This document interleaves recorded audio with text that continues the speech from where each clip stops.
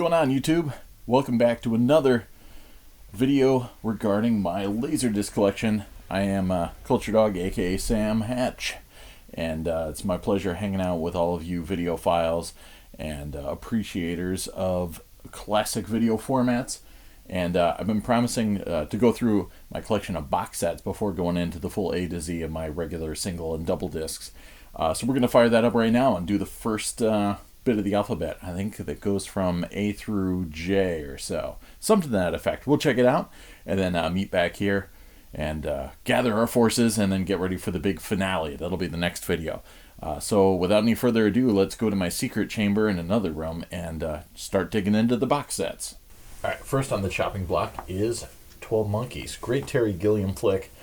A little bit, I don't want to say out of his wheelhouse, but a little bit of a different entity for Terry Gilliam. Kind of known for signature styles like Adventures of Baron Munchausen and Time Bandits. So this being, again, just as trippy and bizarre as his other stuff, but actually I think it's emotionally a lot closer to the Fisher King. Great flick, and it's an adaptation of Chris Marker's short film La Jetée, which I also highly recommend picking up. And both films actually feature homages to Vertigo, one of my favorite films. Well, actually, it is my favorite film, so not just one of. This is the cool AC3, 5-side combo. It's some of it's, I think, CAV. One side is CAV. The rest is actually all CLV, despite the fact that it's a big special edition. But it's got a documentary called The Hamster Factor and Other Tales of 12 Monkeys, which is a feature-length film in its own right. So that takes up a lot of space, and it would have been kind of wasteful to throw down in CAV. And it's got Terry Gilliam and Charles Roven commentary on Channel 1. And not too much amazing on the outside. It's the usual box of goodies with the squishy mat to keep them nice and safe. But yeah, here's 5 discs of, or 3 discs, 6 sides of 12 Monkey goodness. And it's got a nice booklet. I always wanted to stencil this around the city so that it could have some sort of like crossover thing, kind of like V for Vendetta crossed over, from the zeitgeist into everyday world. Thought maybe if I stenciled that all over the city, people would think that the 12 Monkeys, the virus would actually be coming. Didn't happen though. But yeah, so side 4 and 5 are pretty much, entirely the Hamster Factor, and 1, 2, and 3 are the films. So in that case, it's pretty much like the 2-disc counterpart, which I also had, and I think I got rid of that. And I want to say that's not an AC3 though. I think that's just in PCM for Logic. So good release. 2001: A Space Odyssey. This one I never had. I always wanted to get it back in the day. And there's a little bit of wear on the edges, but overall it's in pretty nice condition. The printing is a little bit off on the spine. It's number 60 of the collection. And broken up across 3 discs again, 6 sides. There's a small supplemental section on the last side with a lot of cool stuff crossing over between the science and the science fiction. So the scientists interviewed about the film. There's a lot of still frame CAV moments in there. It's pretty cool. I also like how it has the little picture of how to use your remote control, just in case you didn't know.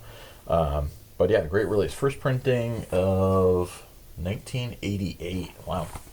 So yeah, cool stuff on the inside. It's actually kind of nice, the red and blue discs, which you can probably see there. So yeah, I got a pile of those, and of course the foam bed of awesome sauce. And then you get this letter, some important notes about the Criterion Collection edition of 2001: A Space Odyssey. And it tells you that it's in video scope and digital surround and 149 minutes. And I like it even has like any suggestions or comments right to the Criterion Collection. So yeah, Janus Films and Night Kitchen. I didn't realize it was Night Kitchen part of there. But yeah, also they note that they have color bars at frame 44669 on side 6. Criterion Collection discs were a great place to get color bars so that you could calibrate your television set way before the rest of us had a video standard or video essentials to help tune our sets up. This one I actually had before that, the MGM Deluxe CAV Letterbox Edition of 2001: A Space Odyssey. This one is also stereo digital surround with a PCM track. It's got a nice kind of silvery border there. It's definitely a nice package. It's a little shelf worn over the years. It does have a cool featurette on there with a press conference with Arthur C. Clarke, and it's got the original trailer. Nice disc set. It's 3 discs all together, and this one's got a little booklet with some of the original advertising on there, which is pretty cool. And a whole plethora of information on the inside here. Even has a references section, which is pretty cool. This has the standard MGM Laserdisc hits cases, but I've got a pile of those, and also a little order slip thing for the over 500 titles on Laserdisc from MGM. That's kind of cool. I could use this as a checklist or something. I don't think I'm ever going to have 500 MGM Laserdisc. You never know, though. So yeah, nice release. I haven't done the side-by-side comparison of the picture quality, but I was actually really impressed with the Criterion Collection. There does seem to be a little bit of speckling, much like pretty much all of my Criterions from the 80s, I think. I think that might be a 3M pressing, but this one looks really good. In fact, I remember watching the film in 70mm in a local art house theater, and being disappointed in the colors. It was a washed out print. The scenes in the space station where Floyd's meeting the Russians was very just dingy. It wasn't very white or bright or anything like that. So I immediately went home and watched this, and I was like, wow, my Laserdisc actually looks better than the 70mm print I saw in the theater. So I mean, grandiosity wise, the print beat it, but color fidelity, Laserdisc was where it was at. Aha! This I bought at Leechmere in Enfield, Connecticut, way back when. The Abyss Special Edition. Took me a while to get this. It was one of those things that, being a collector of Laserdisc, got some schmutz there I gotta get rid of. These box sets were usually, starting around $100. This one I believe was $100, and it was at Curse that if you wanted to get a title like this, you either had to pony it up and then go home with one movie, or you were like myself and you're like, well, I could get 3 movies, and then make my $100 stretch out a little bit. But finally, I said, you know what, I need this freaking special edition of The Abyss, and I'm glad I finally picked it up. I had been hearing about it for a long time. Mostly because it featured the extended ending of the film with the giant wave sequences, which was rather well done, actually. It's got a whole subplot within the film about, typical, this coming at the end of the 80s, still kind of steeped in Cold War terror, and it had this subplot about the activities going on under the ocean being a part of a larger, grander scenario with potential war breaking out. So that was cool. Like, where there's this microcosm of tension going on under the water, but then you realize once these characters solve these problems, there may not be a world above ground, above water, for them to go back to. So that was pretty cool, and kind of gave a little bit of a larger feel to the overall big picture, and it gave the alien creatures a little bigger a role to play than just, hey, look at us, we're cool, we got a cool city underwater. So definitely raised the stakes, and I'm sure it may date the film a little bit more, but I just actually watched this. I have Laserdisc nights every once in a while, and I had friends over to watch it, and still looks really, really good. CLV. And I was actually surprised at how solid it looked on my projector. So 3 discs. It much like the Fox and Paramount, I believe, and most of my Japanese discs all have elephant condoms. So if you haven't seen them, I'll show you on another one probably. It's just the thin plastic sleeves that usually double up upon themselves and leave most of your disc exposed to the elements. So they're really horrible at protecting things. So I bought a bunch of these poly line sleeves. So just like record ones, they've got the poly bag lined and actually, attached to the paper sleeve, so it's a little bit better protection. I got those from Bags Unlimited, where I get most of my stuff. My polypropylene bags I get from there too. And cool booklet with this guy, and even breaks down the cast of characters. There's a lot of smaller characters in the film, like Sonny and Jammer, that you can easily forget about, so it helps having this kind of breakdown. And again, I don't recall seeing a lot of these guys showing up in other films and television shows, like Todd Graff. Hippie, where's Hippie? I don't know, he's probably been in some stuff, but it's not one of those cases where you go back and you watch a film and you see all these actors that have exploded since then. A lot of them remained kind of obscure, so cool stuff. A restoration notes page that tells you everything that's new about it. As you can see, there's a lot new about it. And then a whole essay by Jim Cameron about the restoration of the film. So, I mean, again, this is one of those things that made you fall in love with Laserdisc. It's got a great documentary, really good documentary, intense stuff about the making of the film, and then supplemental still frame stuff. In fact, I remember trying to copy this onto VHS to see if I could do the same still frame features on VHS and share all the cool stuff with my friends. But nothing beats Laserdisc for that kind of stuff. So, The Abyss. Recommend it. This I'm sure everybody has. The Alien box set. This one I actually picked up from Columbia House. One of the cool deals is eventually, once you ordered enough discs, you would get this catalog, and sometimes they would actually have deals on box sets. They killed you with shipping at Columbia House. I mean, absolutely just raked you over the coals. But sometimes you can get some boxes that were a good deal, and this was a nice set. I mean, I know transfer-wise it's nothing that amazing, but I mean, a lot of really cool special features on here. There's no commentary track, but it was in CAV, and as a fan of the film, this really kicked it up to another notch for me. I'd been seeing it in pan and scan versions for a while, and there was something really special about this release. I know it's a special edition, get it?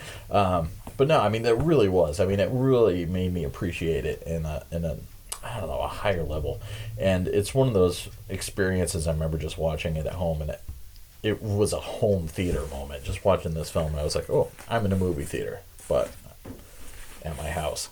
Much like the Abyss layout, it's pretty much similar. It's got the cast of characters and chapter stops and everything on there. And then not by Ridley Scott here, but Michael Malacino doing a informative write-up about the box set. And then this breaks down side 5 and 6, which are all pre-production, production, and post-production behind-the-scenes stuff. Really cool, especially, getting H.R. Giger involved in it, and the creation of the alien Giger there with Dan O'Bannon. But yeah, I love the whole filmmakers' personal notes that would come with these laser discs, and yeah, really nice box set. You can't have Alien without Aliens. This is pretty much what turned me on to Laserdisc altogether. I mean, other than wanting to get involved in anime releases and importing from Japan, but this is what turned me on to Laserdisc as a way to enjoy, just regular domestic films. And I saw this over at a friend's house and said, I have to have this. I remember taking a peek at it in a coconut store and just thinking, wow, man, this is expensive. This is really cool, though. I mean, just reading the back here, all the behind-the-scenes stuff. I mean, much of which is replicated in the Blu-rays and DVDs. In fact, the Alien quadrilogy is tough to beat. But it also was processed a lot. From what I hear, it was processed, like DNR'd to death, and then reprocessed to try and make up for the fact that it was too processed. And I guess, I believe it was Van Ling who kind of mentioned that it was, run through like at least 2 or 3 different times. So it has an interesting look where occasionally it's really, really sharp, and then sometimes it's got a lot of strange artifacts. But apparently that's not the big problem with the disc. The big problem with the disc is, I guess, manufacturing defects, laser rot, good stuff like that. But there are 2 different pressings, and I've got the Mitsubishi pressing, which is just fine. Nothing wrong with it at all. In fact, apart from the fact that visually sometimes it's a little strange and processed, but a lot of discs, 4 discs total in this sucker. Again, also in elephant condoms, and it's not easy to stack 4 elephant condom discs in one case, and they're sliding all over the place and slippery. So definitely was worth upgrading to the sleeves.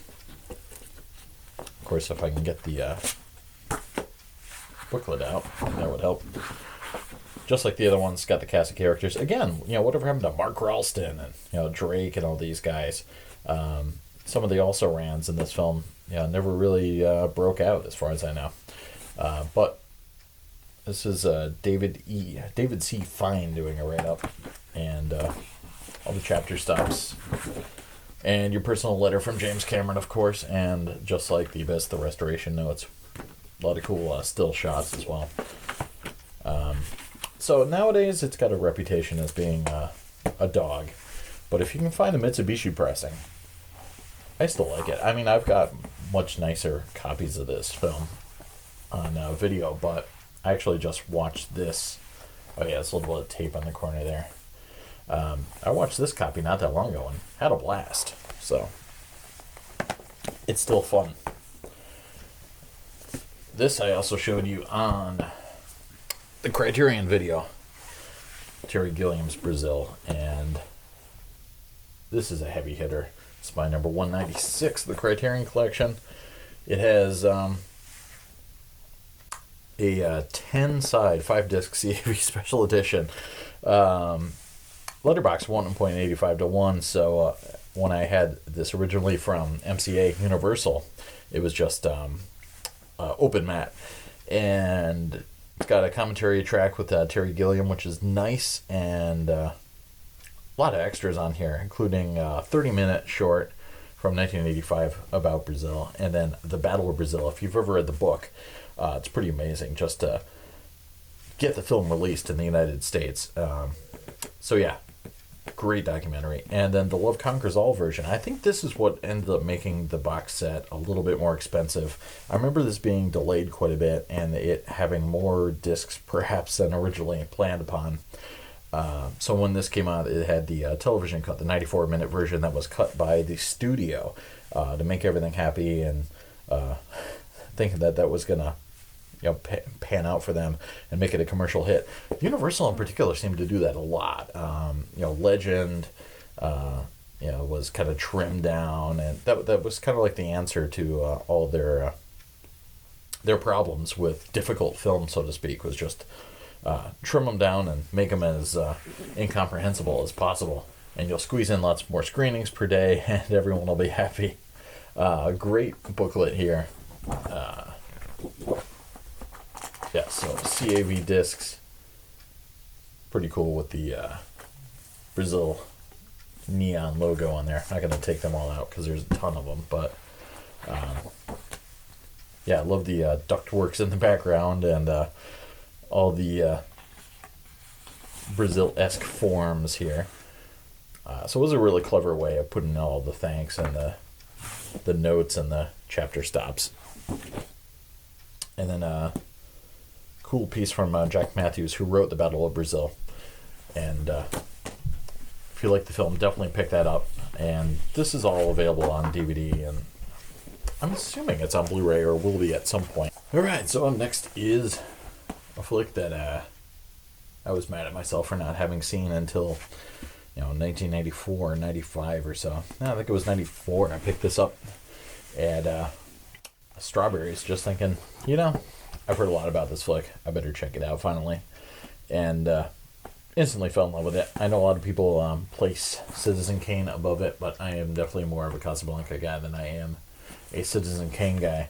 And it was, sick seeing it for the first time and just realizing just how many films had paid homage to it. Just looking at the maps on here, early scenes with the map of the area with showing where the airplane's route was just like Raiders of the Lost Ark, the way it showed you Indy's travel across the world. And then once it hit the interior of Rick's Cafe Americain, I was like, this is exactly like the cantina scene in Star Wars. In fact, that's just an exact pretty much ripoff. Instead of aliens, i.e. people from other countries speaking alien dialogues, they actually took that literally and had aliens speaking strange dialogues from across the galaxy. So, amazing seeing that. Awesome flick. And Bogart nailed it. I know he wasn't really seen as a romantic lead at the time, but he was cool. Peter Lorre rules. Ingrid Bergman's great. Paul Henreid. Man, Sidney Greenstreet. I mean, it's just Conrad Veidt. It's killer. So much great stuff. And it's got the MGM packages. Quite a few discs, actually. 3 with the spongy bit there. But it also has a documentary, I believe, called You Must Remember This.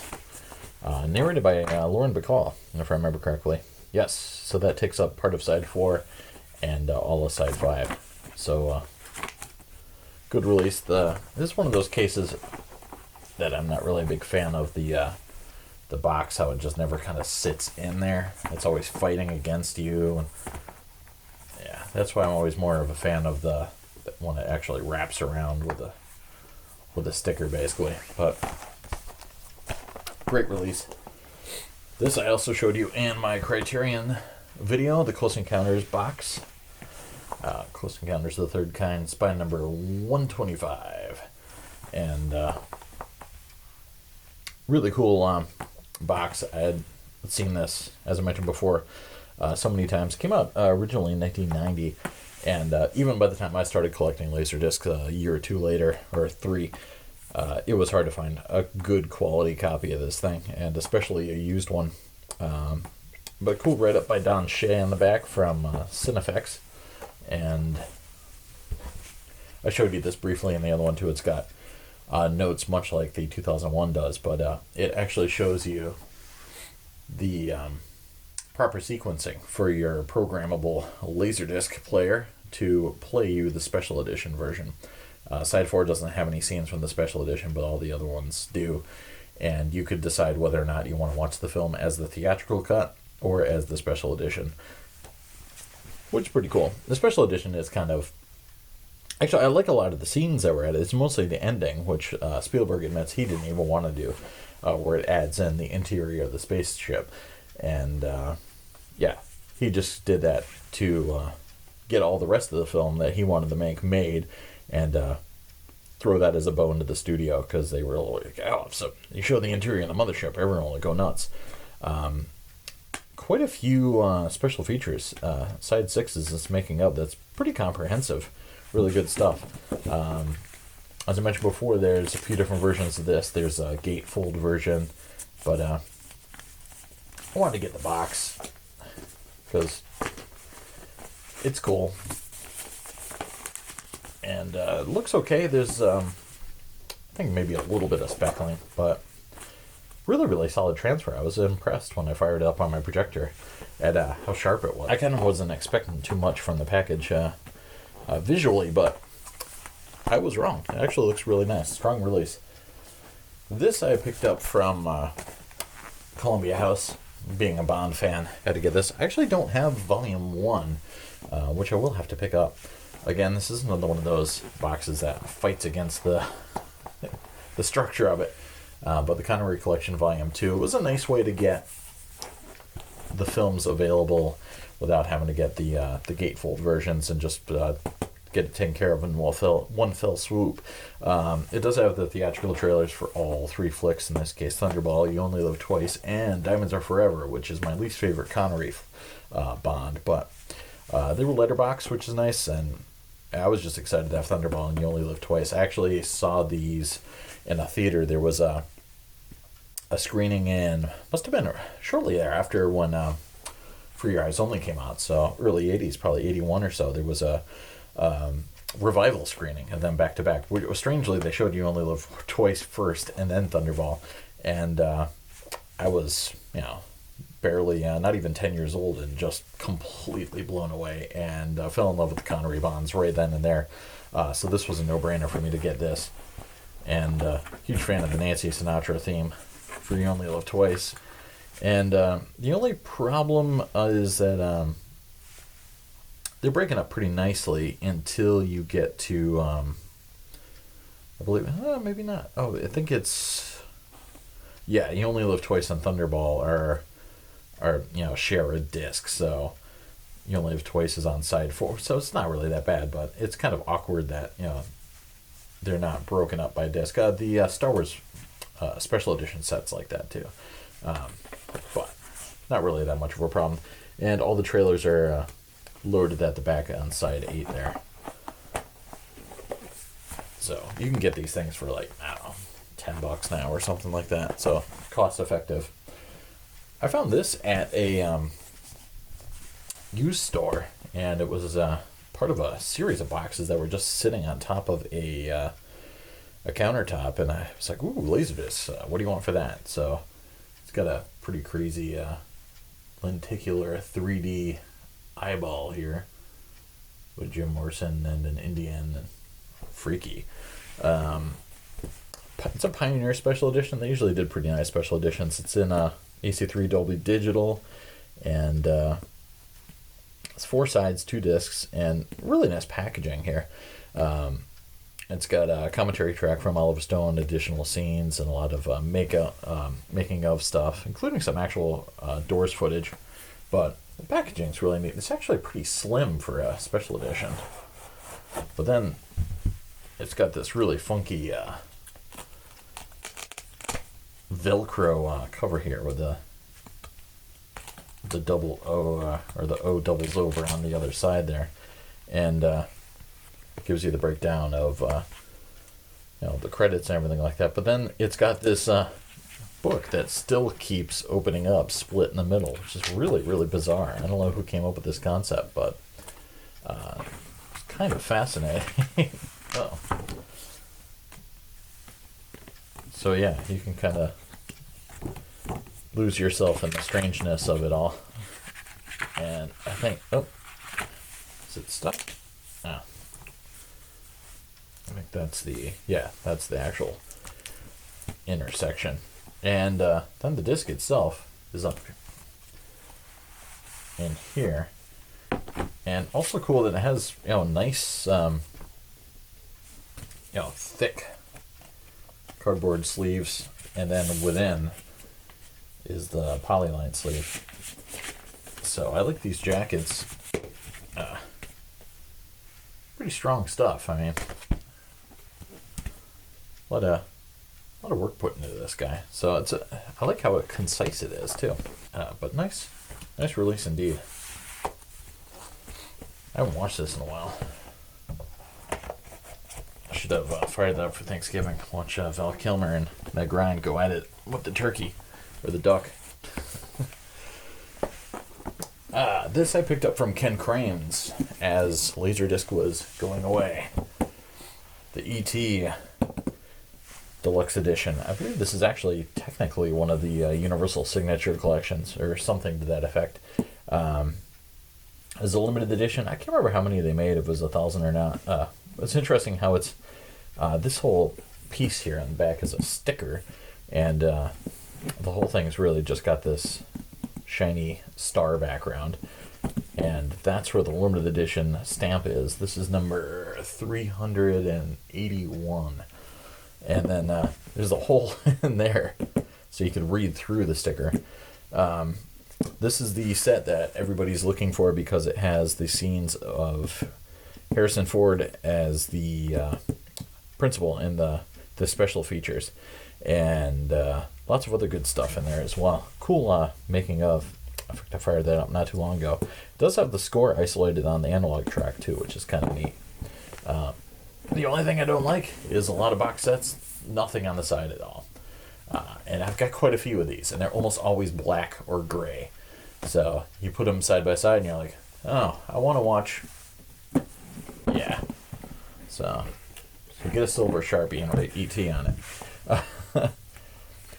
it. Usual kind of fold out universal booklet giving you the chapters. The making of takes up a couple sides, so serious stuff. Very nice. I also appreciate that, again, it has the individual jackets, and then inside the usual polyline universal sleeves. Nothing amazing on them, it's just the same Starfield thing, but it also has this nice silk piece to help you get all the discs out. 4 discs all together, and missing is the CD. I actually have that upstairs. I was listening to that not that long ago, so it's with my CDs. So there is a gold compact disc copy of John Williams' score that comes with the box. My bad for not putting that back in there before showing it to you. Nice set though. I think I got it for, I don't know, $10 or something stupid like that. This is actually one that we were just talking about, Godfather boxes online. This is the widescreen 25th anniversary edition, and nice release. But the one I'm also really hunting for is the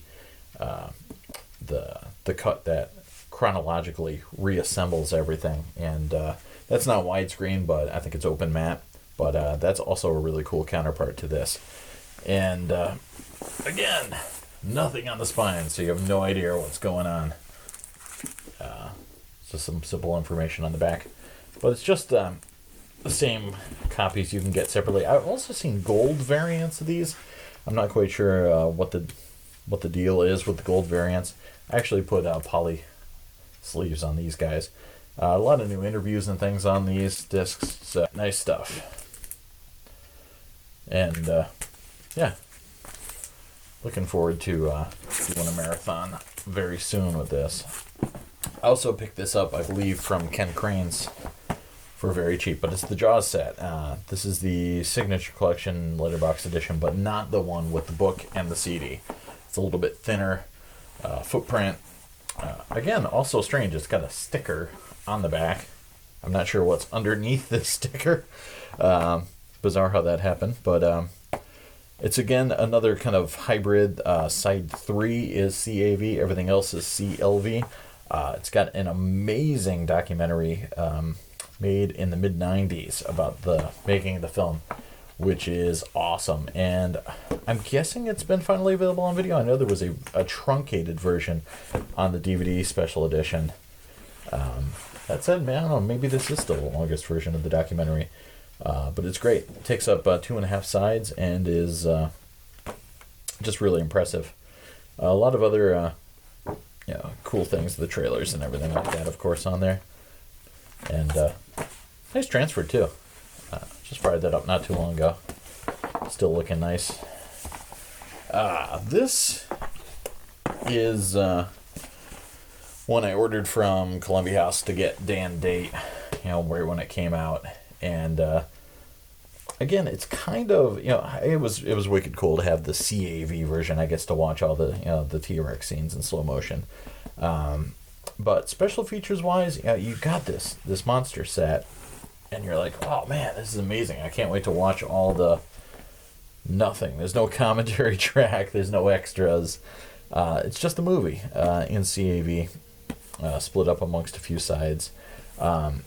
So I can definitely understand when a lot of people just said, hey, I'm just going to stick with the CLV version and get it that way.